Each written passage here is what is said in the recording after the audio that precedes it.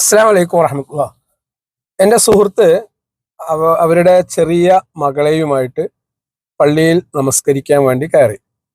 കുറെ കഴിഞ്ഞിട്ട് മോള് നിസ്കാരം കഴിഞ്ഞ് പുറത്തു വരുന്നത് കാണുന്നില്ല. അപ്പോ മോളോട് ചോദിച്ചു, എന്താ ഇത്ര ലേറ്റ് ആയത്?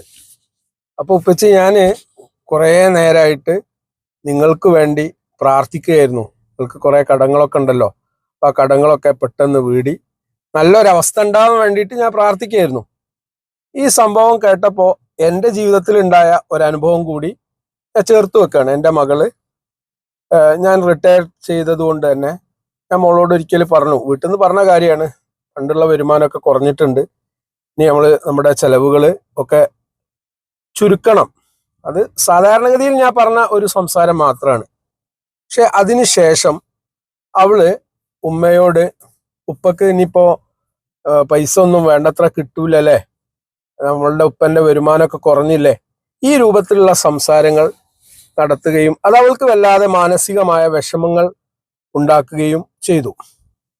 നമ്മൾ മനസ്സിലാക്കേണ്ടത്, നമ്മുടെ കുട്ടികൾ നമ്മളെ എപ്പോഴും ഒബ്സർവ് ചെയ്യുന്നുണ്ട്, നിരീക്ഷിക്കുന്നുണ്ട്. നമ്മൾ സാധാരണ നടത്തിക്കൊണ്ടിരിക്കുന്ന സംസാരങ്ങളൊക്കെ നമ്മുടെ കുട്ടികൾ ക്യാച്ച് ചെയ്യുന്നുണ്ട്.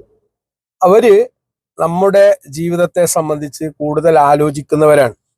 അതുകൊണ്ട് നമ്മൾ ശ്രദ്ധിക്കേണ്ട ഒരു സംഗതി, മക്കൾക്ക് വേണ്ടിയിട്ട് നമ്മൾ ഓരോ കാര്യങ്ങളും പ്ലാൻ ചെയ്യുന്നു, അല്ലെങ്കിൽ നമ്മൾ ജീവിച്ചുകൊണ്ടിരിക്കുന്നു, അവിടെ അവരോട് നടത്തുന്ന സംഭാഷണങ്ങളിൽ അവർക്ക് മാനസികമായി പ്രയാസങ്ങൾ ഉണ്ടാവുന്ന കാര്യങ്ങൾ സംസാരിക്കാതിരിക്കുക. ഒപ്പം തന്നെ നമ്മൾ അറിയേണ്ടത്, മക്കൾ നമുക്ക് വേണ്ടി ആത്മാർത്ഥമായി പ്രാർത്ഥിക്കുന്നുണ്ട്. അപ്പൊ ആ പ്രാർത്ഥനയിൽ ഉൾക്കൊള്ളാനുള്ള ഒരു യോഗ്യത നമ്മൾ നേടുക എന്നുള്ളതും വളരെ പ്രധാനമാണ്. കുട്ടികളുടെ പ്രാർത്ഥന തീർച്ചയായിട്ടും അള്ളാഹു സ്വീകരിക്കുക തന്നെ ചെയ്യും. കാരണം അവർ നിഷ്കളങ്കമായിട്ടാണ് നമുക്ക് വേണ്ടി പ്രാർത്ഥിക്കുന്നത്. മക്കൾ നമ്മുടെ ജീവിതത്തിലെ ഏറ്റവും വലിയ അമൂല്യമായിട്ടുള്ള നിധികളാണ്. ആ മക്കൾക്ക് വേണ്ടി നമ്മൾ പ്രാർത്ഥിച്ചുകൊണ്ടിരിക്കുക.